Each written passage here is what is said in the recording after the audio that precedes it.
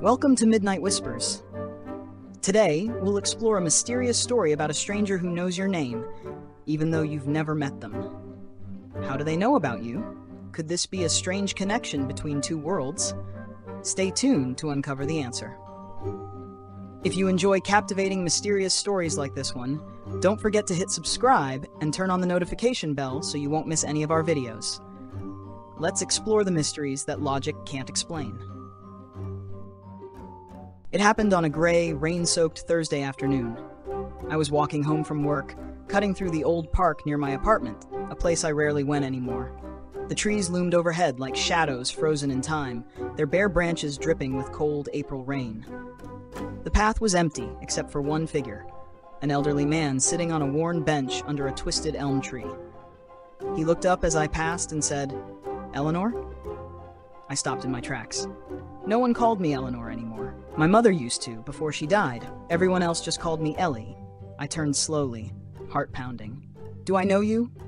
The man smiled gently, like he was seeing someone he'd missed for a long time.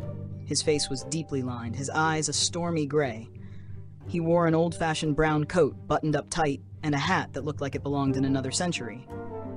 "You look just like her," he said, "but younger." "Like who?" "You." I frowned. "I think you're mistaking me for someone else." He shook his head slowly. "No, I've waited a long time for you to come back." I took a step back, uneasy. "I'm sorry, but I really don't know you." The man stood with difficulty, wincing as his knees cracked. He reached into his coat pocket and pulled out a small locket, gold, tarnished, shaped like a teardrop. He opened it and held it out to me. Inside was a faded photograph. Of me.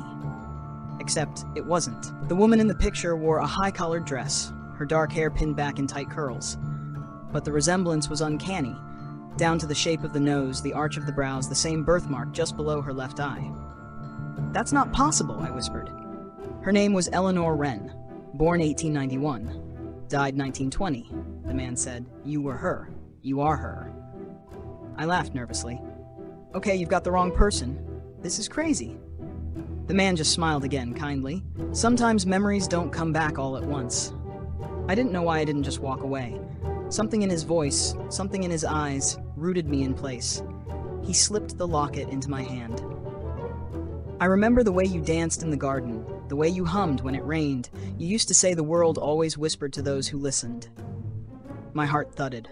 I had said that once. As a child. But it wasn't something I'd told anyone, ever. "Who are you?" I asked. "My name is William." He hesitated, then added, "We were supposed to be married." A wave of dizziness washed over me. "I came back from the war," he continued, "but you were already gone. Influenza took you in the spring. You never even read my last letter." The world tilted. I had dreamt of that name, William. A voice in the dark, a letter I never received. "You were everything to me," he said, voice shaking. "And I waited. I waited to find you again." Tears blurred my vision. I looked down at the locket. It felt warm in my hand. Familiar.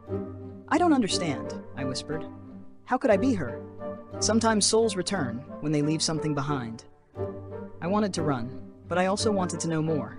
To remember. That night, I couldn't sleep. The man, William, haunted my thoughts. His words echoed in my head. I sat on the edge of my bed, staring at the locket. When I closed my eyes, flashes came. Not dreams, but memories. A white house with ivy-covered walls. A piano. The scent of lavender. Letters tied with ribbon. A man in uniform. His laughter. A promise whispered beneath an oak tree. I saw myself, Eleanor, standing by a window, waiting for someone who never returned. Until it was too late. I woke up crying.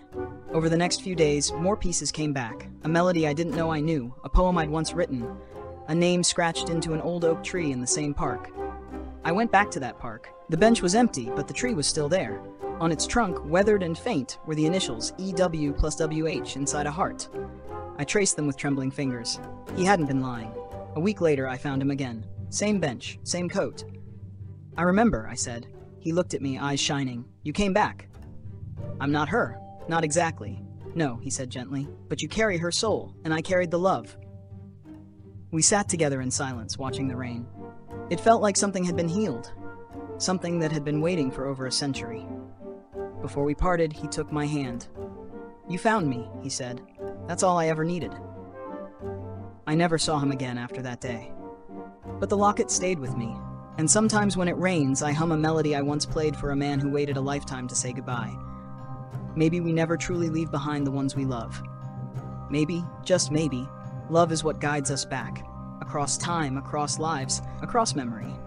And maybe in some forgotten corner of the world, two souls finally found each other again.